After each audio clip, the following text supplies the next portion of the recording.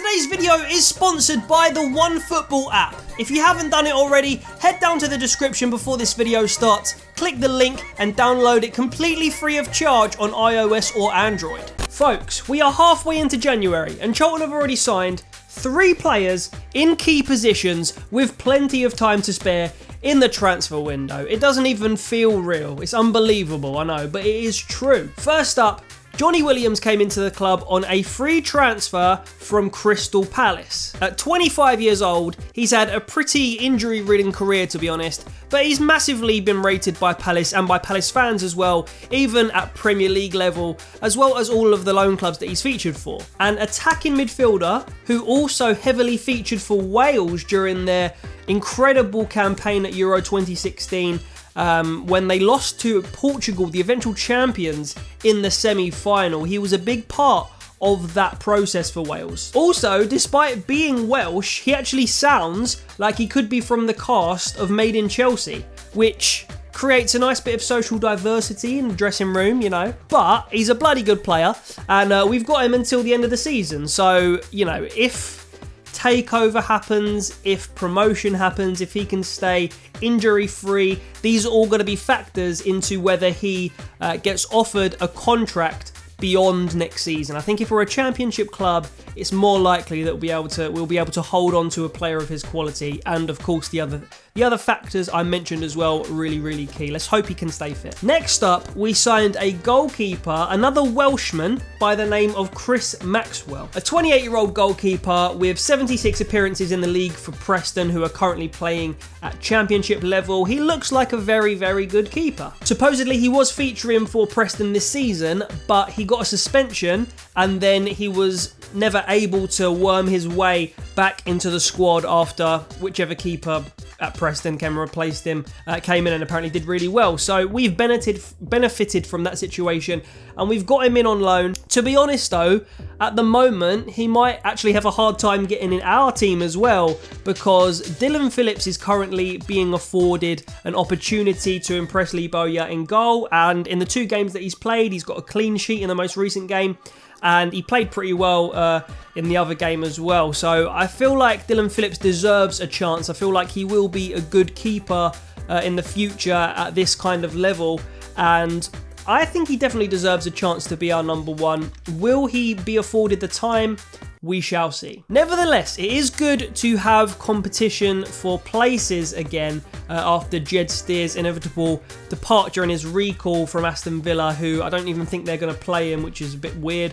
But whatever, we need to sort ourselves out, and we have done with the introduction into the squad of Chris Maxwell. And finally, an area of the pitch that we have needed to strengthen really since Jay Da Silva left last season from his loan spell. So providing competition for our left back Lewis Page is going to be 22-year-old Ben Purrington. He has played most, if not all, games for relegation battlers AFC Wimbledon in League One this year, and the Dons fans reckon he's an all-round pretty good left back, to be honest. He's already come in and he's made us look a bit more balanced at the back after Chris Solly was playing there out of position, but time will tell how good he can be for us this season. But in my opinion, 3 good signings, and made in good time as well. I know 2 of them were loans, one of them's a 6-month contract, but we're doing what we can in the midst of this weird, elongated takeover transition, and 3 really good professional bodies in the squad to bolster our promotion chances. Now let's talk about how Charlton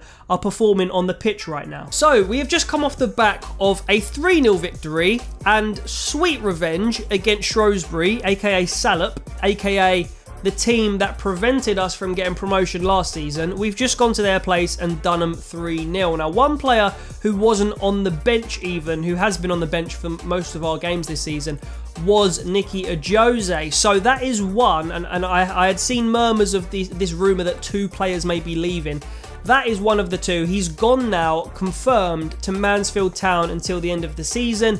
Richard Cooley said that his Charlton career is now over. I actually am not 100% sure of his contract situation. He's gone to Mansfield. He's dropped down a division to get some more football, and Nicky Ajose will not play in a Charlton shirt for the rest of this season. You can understand why. It was difficult for him, he wasn't being played, but now we are left a little bit weak up there, it has to be said. We only have Rico Hackett-Fairchild, Igor Vettekeli, yes, but I think he's going to be injured for the majority of the season, so we probably do need one more player who can play up there, and in my opinion, that is probably not business over. But we are playing bloody well this season. We really are. We're playing really well. We're currently in 4th. We've played a game or two more than most of the teams around us, but there is plenty more football to be played, and if we can just get that extra 1 or 2 players in this transfer window and keep hold of players like Taylor, Grant, Aribo, and all those kinds of players that, you know, may consider leaving if we don't get promotion, let's say,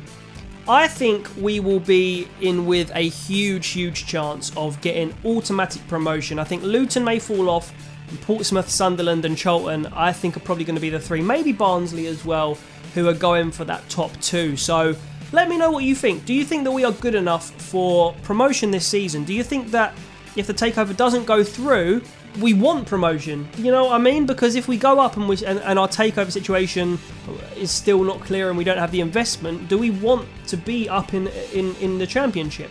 Let me know what your thoughts are. Let me know if there are any players that you think we should sign. Here, by the way, is the current situation in the Fantasy League.